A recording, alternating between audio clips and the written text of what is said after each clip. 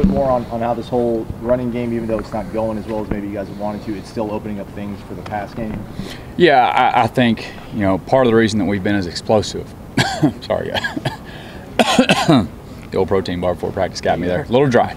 But I think a lot of the reason that we've had some explosive passes is because people know that we are committed to run the ball.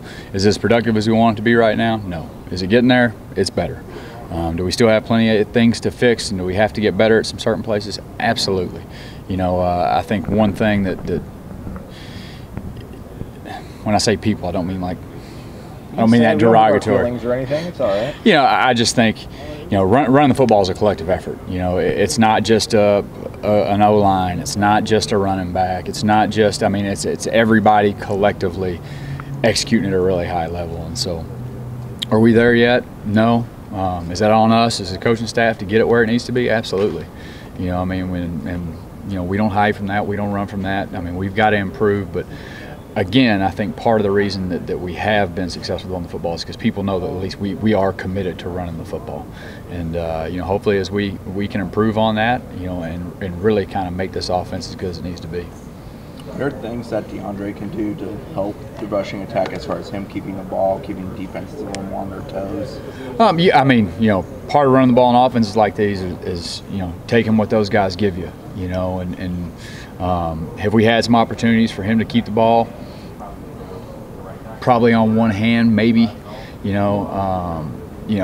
terms of, thinning the box out, designing quarterback runs, those are all things this offense can do. Really it just becomes, what gives us the best advantage, based on, who he is and our skill set. But I think, again, for us to run the football better, that's an 11-guy thing. It's not a one-guy thing or a design thing.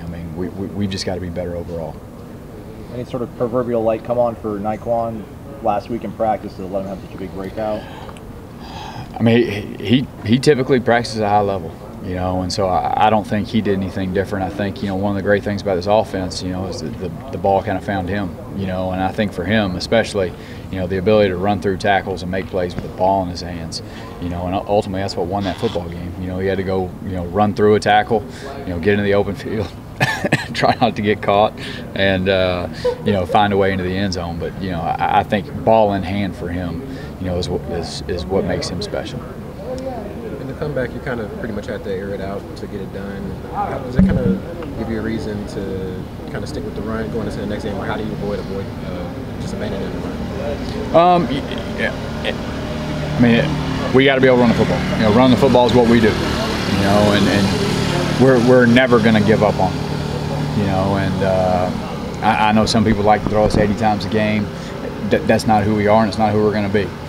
Because if that's what you allow yourself to become, then that thing will never get fixed. It'll never get better. 2 years from now, it won't be what we want it to be. If that's going to be, hit the eject button as soon as things don't go right. There's plenty of people that do that in life, and things typically don't work out for them very well. We just got to get better. And again, we got to do what's best for our personnel. We got to do what's best for our football team week to week. But we're never going to hit the eject button. We got to get better. How good has Cam's pass blocking been? A couple of times he made some really good pickups. Really good, yeah. All of our running backs. Coach Pimp does an incredible job with those guys. This may be the best collective group, of pass protectors that I've been around. And again, that's a tribute to Coach Pimp and those guys being committed to protecting the passer. DeAndre said that in the second half they kind of felt more relaxed. They kind of let themselves go a little bit. Also, do you think you can be a little bit more aggressive early on in games? Is that a factor at all?